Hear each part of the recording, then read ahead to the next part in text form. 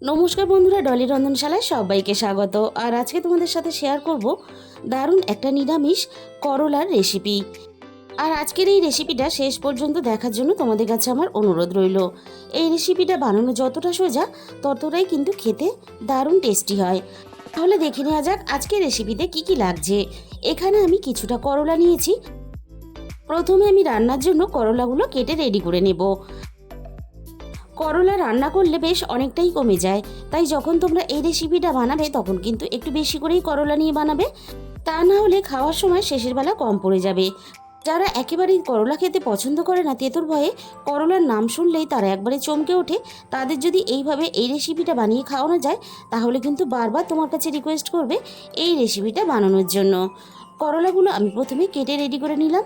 আর করলার যে বড় বড় দানাগুলো সেগুলো কিন্তু আমি বাদ দিয়ে দেবো, কারণ খাওয়ার সময় বড় দানাগুলো মুখের মধ্যে পড়লে তাহলে কিন্তু খেতে ভালো লাগে না। আর করলা কাটার পরে সমস্ত দানাগুলো আমি এইভাবে বেছে বাদ দিয়ে দিলাম। করলা শুধু নয়, উচ্ছে দিয়ে তোমরা এই রেসিপিটা বানাতে পারো। আর এরকম ঠিক পাতলা পাতলা করে করলা বা উচ্ছেগুলো তোমরা কেটে নেবে। এবার আমি সমস্ত করলাগুলো একটা বাটির মধ্যে তুলে নিলাম। করলাগুলো খুব ভালোভাবে আমি ধুয়ে পরিষ্কার করে নেব। আর রান্নার জন্য আমি প্রথমে কড়াইয়ের মধ্যে 2 চামচ পরিমাণ সর্ষের তেল দিয়ে দিলাম। তেলটা খুব ভালোভাবে গরম হয়ে যাওয়ার পরে এবার আমি কেটে রাখা করলাগুলো দিয়ে দিলাম। সমস্ত কেটে রাখা করলাগুলো আমি তেলের মধ্যে দিয়ে দিলাম। প্রথমে আমি করলাগুলো একটু নাড়াচাড়া করে ভেজে নেব। করলা একটু ভাজতে সময় লাগে, তাই আমি করলাগুলো একটু কড়াইয়ের গায়ে এইভাবে চারিদিকে ছড়িয়ে দিচ্ছি। করলার একটা সাইড এভাবে একটু ভাজা ভাজা হতে থাক। আর করলাগুলো আরও একটু নরম হওয়ার জন্য আমি এখানে ঢাকা দিয়ে দিলাম 5 মিনিটের জন্য। 5 মিনিট পরে আমি ঢাকা খুলে দেখে নেব। দেখো করলাগুলো অনেকটাই বেশ নরম হয়ে গেছে। আবারও আমি করলাগুলো একটু নাড়াচাড়া করে নেব। দেখো করলার একটা সাইড বেশ ভাজা ভাজা কালার চলে এসেছে। এবার আমি করলার মধ্যে স্বাদ মতো লবণ দিয়ে দিলাম। আবারও আমি লবণ দিয়ে করলাগুলো একটু নাড়াচাড়া করে ভেজে নেব। আর করলাগুলো লবণ দিয়ে ভাজার জন্য বেশ আরও একটু নরম হয়ে আসবে।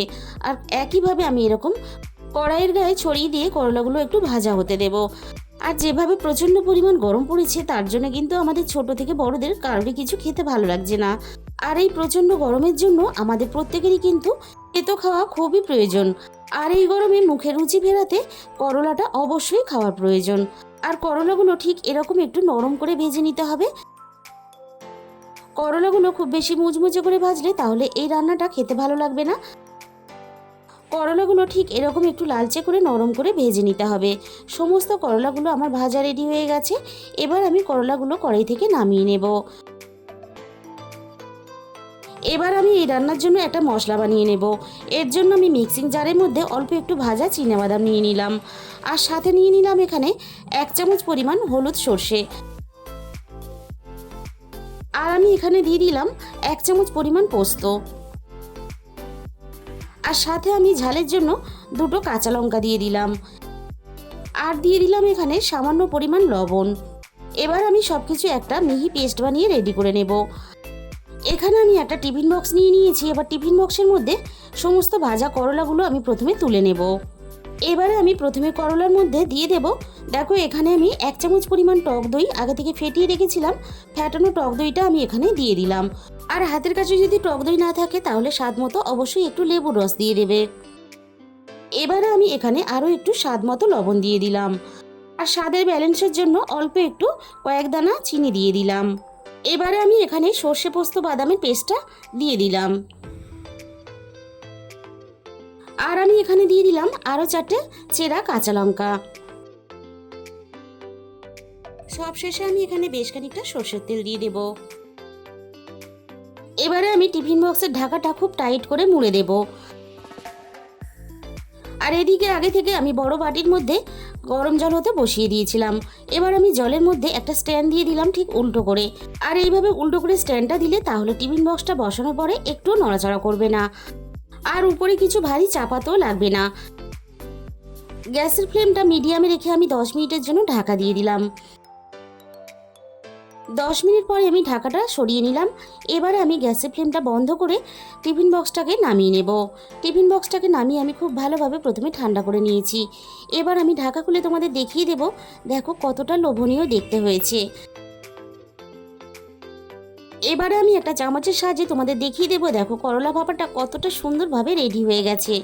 আর করলার এই রেসিপিটা তোমরা যদি কোনোদিন না বানিয়ে থাকো অবশ্যই একবার ট্রাই করে দেখো। আর এই প্রচণ্ড গরমের মধ্যে এই রেসিপিটা বানালে আর কিন্তু অন্য কোনো রেসিপি বানাতে লাগবে না, পুরো ভাতটাই কিন্তু এই করলা ভাপা দিয়েই খাওয়া হয়ে যাবে। আর বাড়িতে ট্রাই করার পরে তোমরা কমেন্ট বক্সে জানিও তোমাদের কেমন লাগলো। আর রেসিপিটা ভালো লাগলে প্লিজ একটা ভিডিওতে লাইক করে দিও, আর প্রচুর প্রচুর নিজেদের বন্ধুদের মধ্যে শেয়ার করো। আর যে সমস্ত বন্ধুরা এখনও পর্যন্ত আমার চ্যানেলটাকে সাবস্ক্রাইব করনি, চ্যানেলটাকে সাবস্ক্রাইব করে পাশে থাকা বেল আইকনটা অল করে দিও, তাহলে যখনই আমি কোনো নতুন রেসিপি আপলোড করব সবার আগে তোমার কাছে পৌঁছে যাবে। আর তোমাদের মূল্যবান সময় দিয়ে আমার এই রেসিপিটা শেষ পর্যন্ত দেখার জন্য তোমাদের সবাইকে অসংখ্য ধন্যবাদ।